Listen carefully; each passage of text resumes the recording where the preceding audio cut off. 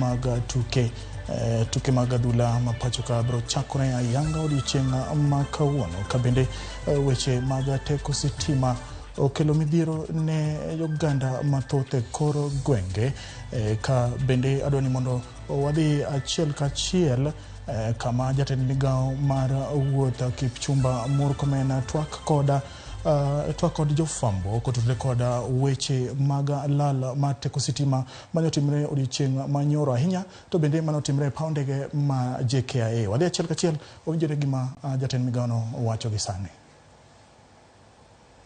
Good afternoon, ladies and gentlemen. And this is a statement pursuant to the blackout that occurred yesterday at JKIA at Jomo Kenyatta International Airport. And whereas the blackout is not, our power or energy issues are not necessarily addressed by this ministry, except of course in our capacity as a whole government approach. The blackout that occurred, had an impact on Jomo Kenyatta International Airport, and therefore I'd like to make the following statement. As you are well aware, last night the country was plunged into a blackout which affected key government establishments, among them Jomo Kenyatta International Airport. I wish to issue and reservedly apology to all travelers and airport users who were affected in one way or another by the power disruption at JKIA. For the avoidance of doubt, the incident, though regrettable, did not pose any danger to our incoming and outgoing flights and passengers, considering that the backup generator lighting the runway and control tower was seamlessly deployed when the blackout occurred. At no time did we have an iota of darkness on the runway or the tower. Ladies and gentlemen, over the last few years, Kenya Airports Authority has faced a series of mishaps occasioned by management challenges and political interference that has resulted into a demoralized and disorganized workforce. When I appointed the new board, I made it clear that they must reorganize the workforce and end the culture of having many of our officers holding key positions, serving in acting capacity in perpetuity. The board has done a great job in the reconstitution and reorganization of the Kenya Airports Authority. The institution has since begun the process of hiring permanent staff to take these positions in an exercise that will be concluded within the next 2 weeks. Ladies and gentlemen, pursuant to the challenges facing Kenya Airports Authority, we have made the following changes in consultation with the Board of Directors.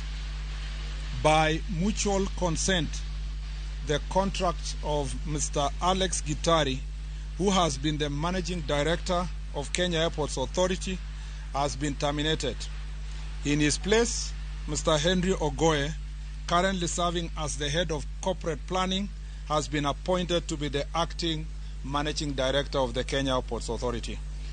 I want to emphasize the part of mutual consent. And you can see Mr. Gitari is here. And I want to take this opportunity to thank him for his sacrifice, commitment, passion, and the hard work he has done for this country. And that's why it was not difficult for us to reach a mutual agreement. By mutual consent again, the contract of Mr. Engineer Fred Odawa, who has been the General Manager, Project and Engineering Services, has been terminated. And his place, Engineer Samuel Mochache, has been appointed in an acting capacity. Again, Fred is here, and I had a conversation with him. He's here, and again, this was by mutual consent. I do not believe in the culture of backing and shouting at people. Where things can be done in an orderly manner, it's possible to do so. It's possible to make changes in a more cultured manner. So I want to thank you, Fred, and Alex, for the sacrifice you're making to our country. We are not judging you. We are not punishing you. We are just creating an opportunity for others to also try and see whether they can turn around the situation at the Kenya Airports Authority. Further, the following changes have also been effected in the management of the airports in the country. Abel Gogo, the airport manager at Jomo Kenyatta International Airport, now moves to Mombasa International Airport. Mr. Abel Gogo was here. He took me through what we are doing at the airport earlier, and now he moves to serve in Mombasa International Airport. Madam Selina Gore, the airport manager at Kisumu International Airport, now moves to Jomo Kenyatta International Airport as the new manager of JKIA. Number 3, Mr. Peter Wafula, the airport manager Mombasa Airport, moves to Kisumu International Airport, again in the same capacity. These changes take effect immediately. More changes will follow in the coming days.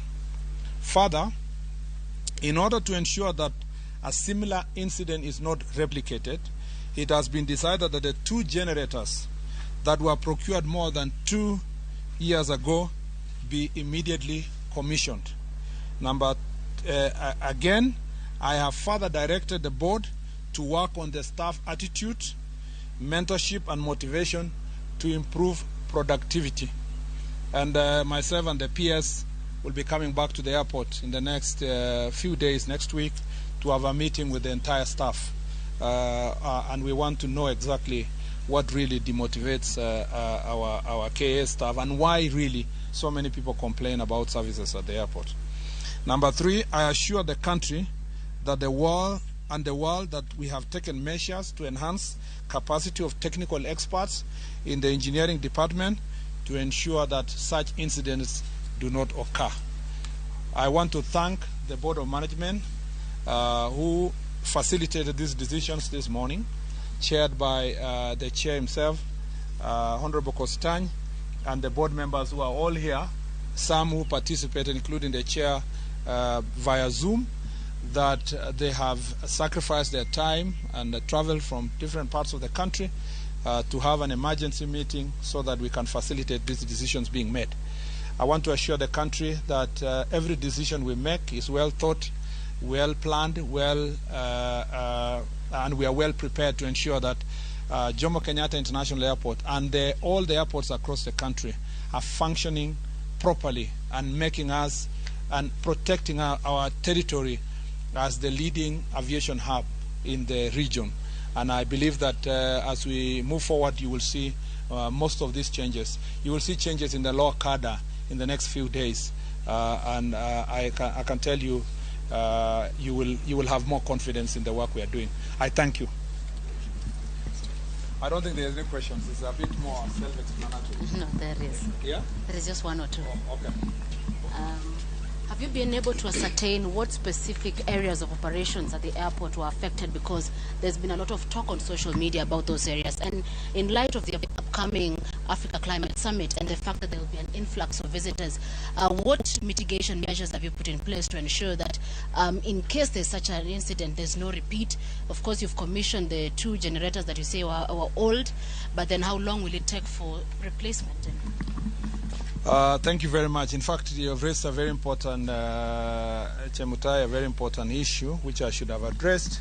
As you, at least a number of you accompany me to see the preparations we are making, and I want to thank Mr. Gogo, Abel, and the team at the JKIA, and also the MDKA for doing a good job, Mr. Gitari, to make sure that we are renovating the facilities at the airport. So the facilities that unfortunately were a bit down have now been refurbished at the main terminals. Again, we are getting new furniture, new things that will make sure that our airport, when the visitors come, they will find a fairly functioning airport. In the presidential pavilion, you all know that there's a lot of work that is going on there. You saw it for yourselves, and it will be ready by Tuesday next week. This is a partnership not just of KIA and this ministry alone, but Kenya Defense, Ministry of Defense and the Kenya Defense Forces are also providing services, and other contractors who are doing a good job for that in that regard. In terms of how the blackout, where did the blackout affect? It was the Terminal 1A. And you know, Terminal 1A is the biggest of them all. It's the jewel of this airport. That is where it caused a lot of problems. But it only affected passengers, you know, staying in there in darkness. And the service providers at the airport were also affected. But as I have insisted, and I want everybody to know, nothing, and I insist, nothing affected the runway or the control tower. So nobody was in danger of any, our passengers or our airlines were not in danger at all. The only danger they all faced was the problem of darkness inside the airport, of course, which is extremely embarrassing, because there will be no meeting between us and the passengers who traveled yesterday. They will permanently have this impression in their heads that Kenya is a pariah state with the darkness at their main airport.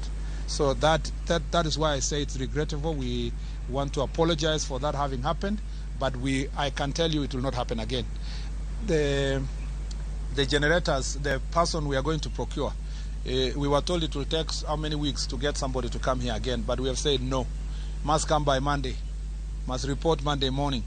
There are mechanisms under procurement law that can shorten the time, especially for such critical government installations like an airport, for ensuring that the generators are commissioned. So instead of telling us 3 weeks, 4 weeks, the acting MD, we have had a conversation. We want the person who will come in to commit to work day and night to make sure that the generators are functioning. But in the meantime, we will make sure that we direct the current existing backup generators to function well. I have also told the new MD that he must station technical staff. Even if we don't have enough, we can hire on short notice to be around where we need them to protect any power failure. It should be seamless. And as I have promised the country, this situation will not happen again. One more.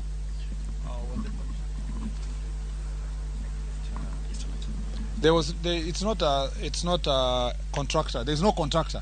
It was us. It's supposed to be KIA technical staff, and of course they tried to. They have explained to us many technical issues that were unable to function. The seamless reconnection of power and so forth. But those are excuses, and we cannot give Kenyans excuses. We should have foreseen that those things can happen. Yeah, it's like telling people children are in hospital in an incubator and there was a power failure and they should die. I mean, really, or you have a patient in ICU. Who gives even such an excuse? So there can be no excuse that there was a power blackout. Let Kenya Power deal with its problem. They will answer their questions.